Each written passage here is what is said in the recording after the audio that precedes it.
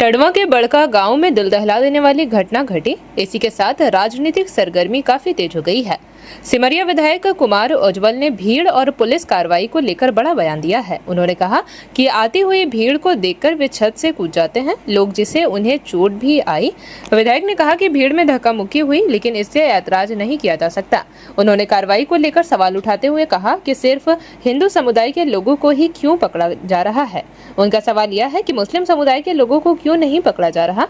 विधायक के इस बयान के बाद राजनीतिक माहौल गर्मा गया है। आसार है अब देखना होगा कि प्रशासन और दूसरे राजनीतिक दल नेता इस बयान पर क्या प्रतिक्रिया देते हैं। मुलाकात करने का मुख्य कारण क्या है?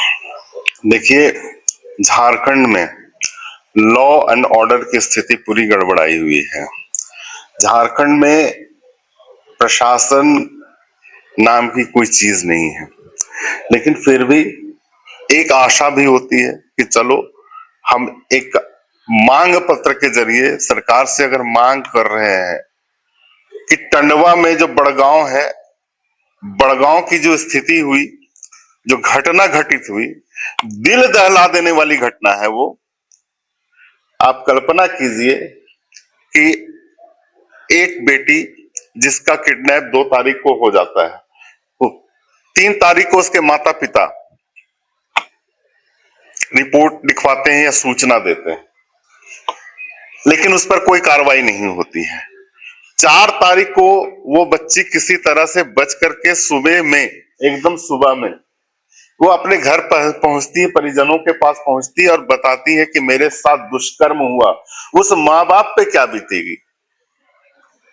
लेकिन जो यहाँ पे जिला प्रशासन है, उस घटना को, दुष्कर्म के आरोपी को, जिसकी मॉब लिंचिंग, जब लड़की ने आकर के बताया कि दुष्कर्म मेरे साथ हुआ है, तो एक मानवीय एग्रेशन, गुस्सा होता है कि मेरे कि अगर उस समय उस लड़के का, उसका नाम निमरोज अंसारी है, उसका घर भी सामने में था, गुस्से में भीड़ ने जाकर के उस पर आक्रमण कर दिया।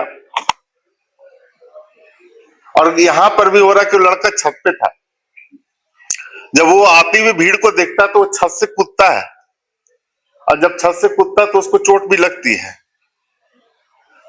और जब भीड़ का गुस्सा है, जरूर है, धक्का मुक्की हुई, उसके साथ में मारपीट हुआ होगा, इससे मैं एतराज नहीं करता हूं। अगर उसकी हत्या मॉब लिंचिंग में हुई है तो ये गलत है, लेकिन सिर्फ इसी पक्ष को लेकर के जिला प्रशासन जांच कर रहा है कि उसकी हत्या मॉब लिंचिंग में हुई। तो सवाल अगर प्रशासन पे उठते हैं तो उसके साथ जनप्रतिनिधियों पर भी उठते हैं। वही मैं बता रहा हूँ, अगर लूप होले कहीं पर तो जनप्रतिनिधियों को।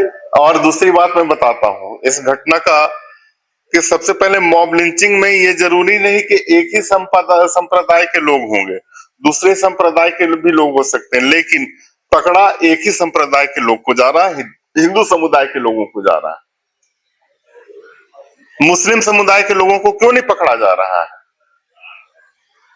और दूसरी बात है कि जनप्रतिनिधि, अब कोई भी जनप्रतिनिधि, अगर कोई मुखिया हो वहां का, किसी गांव का, तब वो 100 बार सोचेगा। वो इसलिए 100 बार सोचेगा भाई, क्योंकि वो अगर वो बीच बचाव करने के लिए जाता है तो उस जनप्रतिनिधि पे आंच आती है, और जनप्रतिनिधि पे आंच आती है तो उस पर FIR दर्ज किया जाता है और उसे की गिरफ्तारी की मांग की जाती है।